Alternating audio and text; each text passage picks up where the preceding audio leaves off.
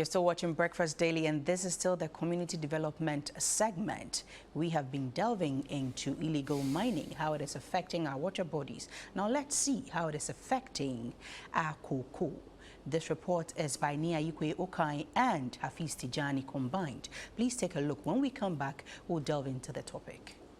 The Ghana Cocoa Board, recently announced a rollout of a series of interventions to ensure that cocoa farmers do not lose their farmlands to illegal small-scale mining, otherwise known as galamsey. This stemmed from concerns that several factors are pushing cocoa farmers to exchange farmlands for illegal mining, thereby threatening the cultivation and production of cocoa in the country.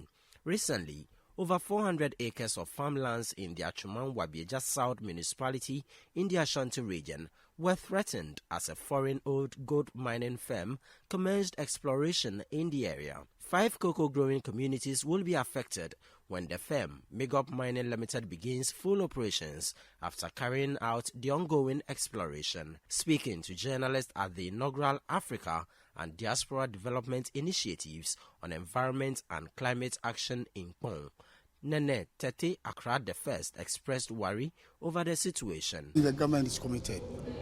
I don't think so, because galamsey is spoiling everything. Galamsey. Just look at our lands. Now, when you go to some of the villages, it's like because of money, now things are being like degrading the forest, cutting down trees. Cocoa, that is our backbone, is now going. And it will come to a time, if we don't stop it, it will come to a time there wouldn't even be a tree of cocoa. One tree that will produce the cocoa. We will have it. Everything that we are talking of depends on money. So they should be taking good care of the farmers, and then like the farmers. You know, when you have money, it's like you are working and you're being paid well. You don't think of any extra thing that you do. You only think of how to go about it and do the right thing. So if the cocoa board, the government will pay the farmers well, I think all these things will be done. I saw a program, a farmer was telling someone that for almost 20 years or so, yes, I think 20 years or so, he never saw, I think, 10,000 or something. But someone gave him 30,000, and now he's okay. So, and he finished by saying, government cannot stop galamsey. But I think that is very unfortunate. You look at what is happening today in galamsey, for instance, it's heartbreaking. I had the opportunity to visit Takrade, and crossing the Pra River, I just cried. You know, the use of mercury and all that is really polluting. Our health system is not better. We need a better green future for our children. Touching on the recent scorching heat wave being experienced in Ghana for the past few weeks, with temperatures reaching unprecedented levels, Nene, together with some environmentalists, say the government must intensify its tree planting efforts to help curb the situation. Some of our trees has been cut down, and you know, we are suffering. Now just look at the climate change now. For some time it wasn't so. Now it looks like because of the climate change, we are suffering like the weather itself. So we would like to plead with the government, those that are in the bush and then it's like they are cutting down the trees, they should stop. We should plant more trees to give us good environment. I must say climate change is really happening. Yeah, I'm sure we can all feel it around, the heat wave, the heat stress, that is all over. And there are real scientific proof that the Earth's temperature is increasing. Yeah, from records, the temperature has increased averagely about 0.8 degrees Celsius. And this has, even though we might hear this to be very small, it is really impacting on so many things. Yeah, in the world. Every aspect of this life is being impacted by climate change.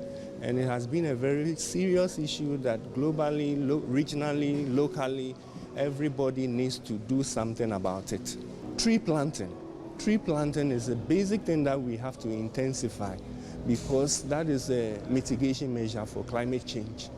Because like we know, trees remove the carbon dioxide from the atmosphere.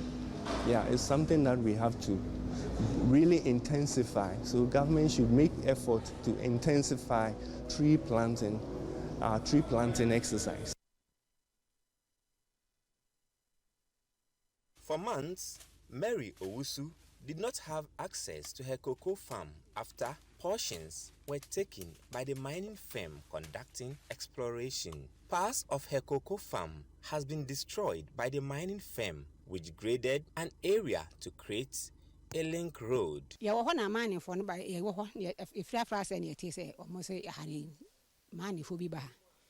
It's your number say Yamran will be a Mrs. Sunefu, na you will be a dear Cassie. Into your buy. And no Mrs. Suye. It's a ya. Almost 1 acre be a mamma 100 million. Hey, 100 million and a day, a day. Ya can't almost say. See, I need the any assassin a banner them a woman. Do some by your mojuma on Babaye. Until your pie and persuade. Her concerns resonates with other cocoa farmers whose livelihoods and farms are being threatened by the activities of the mining firm. Their farms are part of the newly rehabilitated cocoa farms, an intervention by the Ghana Cocoa Board after an outbreak of cocoa swollen shoot virus disease in the communities.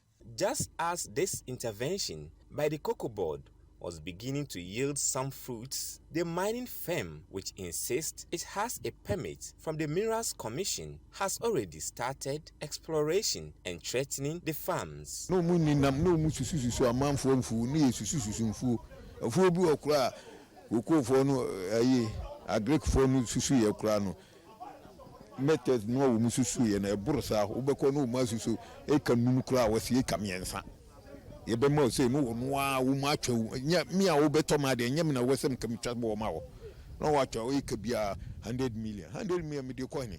Cocoa communities to be affected by the mining operations include Apoyem, Brahabebumi, Brosanko, Ogadugu, and Kontomre. The monetary value of cocoa produced by these communities, according to the Ghana Cocoa Board, is over 316,000 Ghana cedis. Head of Anti-Illegal Mining Unit at Cocoa Board, Professor Michael Kwatin, laments the impact and threats of activities of the mining firm on cocoa production in the affected communities. The impact is so much. Per the figures I'm having now, about 4,000, almost 4,500 hectares are going to be affected.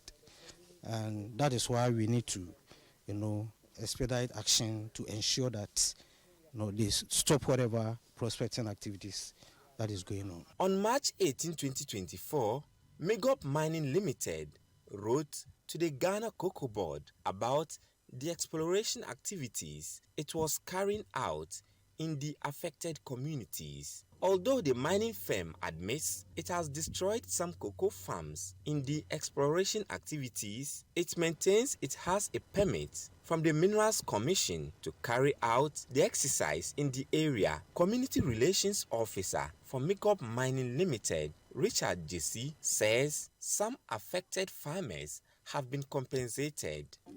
We are not destroying cocoa farms as yet. We are doing exploration. We are not doing mining.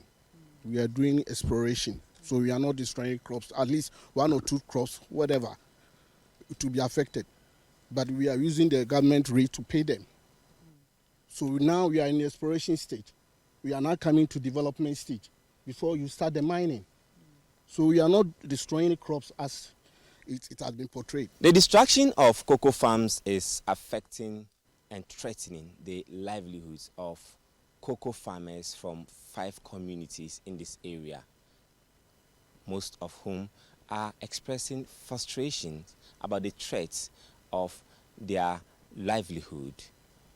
This obviously is threatening cocoa production in Ghana, and the farmers want the government to ensure this activity is stopped. Hafiz Tijani, Citi News, Apoyem, Ashanti region. This is the Ghana Kwame Nkrumah started, hoped for us, had a better achievement, decided that cocoa is what will be one of the economic backbones for this country. What are we seeing now? This same illegal mining that is affecting or has affected our water bodies is affecting our cocoa, has affected our cocoa, so much so that 400 acres of land have been destroyed by illegal mining. What is the way forward for us? Now let's go and read this story by citinewsroom.com, and let's have a better understanding and a perspective of what the Chief Executive Officer of Cocoa Board thinks about what the future holds for cocoa. Now I'm reading this from citinewsroom.com. Cocoa Board CEO condemns illegal mining activities threatening cocoa farms. This goes as far back as April 12, 2024. Joseph Boahing Edu is the Chief Executive Officer of Cocoa Board. He has strongly criticized the actions of Megop Mining Limited, a foreign-owned gold mining firm accused of jeopardizing the livelihood of cocoa farmers in the Etrimawa-Bidja South municipality in the Ashanti region. Mr. Edu asserts that the attempt by the mining company to explore and mine in the affected communities, destroying several cocoa farms in the process, are unlawful and unacceptable. It has been revealed that approximately 400 acres of cocoa farms are under threat due to the exploration activities conducted by Megop Mining Limited. The potential commencement of full-scale operations by the firm could have detrimental effect on 5 cocoa-growing communities in the area. Now let me go on to quote him. It is unlawful to destroy any cocoa tree or even to remove any tree on the cocoa farm, which means that you can't even go there and mine. Even if loggers cannot go and take timber trees, then it means that as for mining, it cannot come to any cocoa farm at all. Quoting continues, the Minerals Commission is also complicit in whatever that is going on. It is this instance that we are discussing. They were issued with an exploration license and not a mining license. It is also when you've gone through all the necessary processes and procedures, then you need the final stage to establish that you have a commercial precious mineral there. That is only when you will be issued with a mining lease. But in this instance, they only have exploration license from the Minerals Commission, he stated. He further criticized the Minerals Commission for its lack of oversight, noting that the Commission had an exploration license to the mining company, but it didn't follow up to ensure that there was no mining that was being done there. I have read the statement. You have heard that it's an exploration license, meaning they do not have the right to mine. Yes. At all. Yes. As per what the court is telling us. But you know, it's interesting because we're not even allowed by law to cut down trees that are naturally growing, except by express permission of the government. So a lot of people who are doing what they're doing it raises a lot of questions. We have Fifi Boafo, who speaks for Cocoa Board. He's a PRO of Cocoa Board, yes. Yes, and he's joined us on the line. Mr. Boafo, good morning. Welcome to Breakfast Daily. Good morning. Yes. So talk to us about Cocoa Board's position on this, because there seems to be a lot of angst and frustration, but can we not do anything to fix this issue? Sorry, if you could help. I'm struggling to hear you, so yeah, I did not quite get a question. Yeah, so I'm asking, what can we do about where we find ourselves now? Because Cocoa Board, you seem frustrated with the whole issue of Galamsey and your trees being affected and your output dropping and all of that. What are you doing on your side? But I believe it has to be a collective resolve. On who and whose part? when I say a collective resolve on the part of Cocoa Board, on the part of the Minerals Commission, on the part of the ministry, and to a very large extent, the buy-in of all Ghanaians in addressing this issue. I say so because, yes, for example, the media, you've done very well in drawing attention to the fact that continuously allowing these illegal miners to destroy our environment will go against us. But you have instances where people justify and actually rationalize why this must continue because, oh, yes, there's money there. Let's go ahead and do it. People get money out of it. So why do you want to stop them? Immediately we are at a point where these actions are rationalized. It emboldens people who are within the space to continue. But if we all take a position, just like we saw within the media space at a particular point in time, where we all said that, you know what, this is the wrong thing. We must not continue doing this, destroying our water bodies, destroying our resources that have taken care of us as a people over the years. Then we are in a position to address the concerns. But if you have some section of the society glorifying, rationalizing, and urging people within the space to continue, then the fight will be difficult. So for us, as Cocoa Board, we believe that this must not continue. We take the necessary steps in helping address the situation. But then you do not have the power to, for example, say that I will not allow you to get into the farm. There are farmers, for example, who say that, well, it is my farm, I give it out. There are farmers who say, no, we will not give it out, but you have the traditional authorities who say that we gave you the land to plant cocoa, we want the land back, even though they do not have the right. They compel these farmers to give it out. There are people who go in there trying to take over the cocoa farm for mining purposes. The farmers object to it. They dig holes around the farm, making it impossible for the farmers to access the farm and compel them to give it out. So yes, it requires the support of people from different sectors of our society in addressing this very challenge we face today. Now, what's the position of the law? Are cocoa farms, can trees be felled randomly by anybody? Well, the cocoa farms do not belong to Cocoa Board. These cocoa farms belong to the farmers. Okay. But Cocoa Board has made some investment in the farms because if you look at the research that go into the cocoa industry, that is done by Cocoa Research Institute of Ghana, fully funded by Cocoa Board. The seedlings the farmers use, these are seedlings that are raised by Cocoa Board. Okay. But of course, there's an act that was enacted so many years ago that prevents the cutting down of cocoa trees. Yes.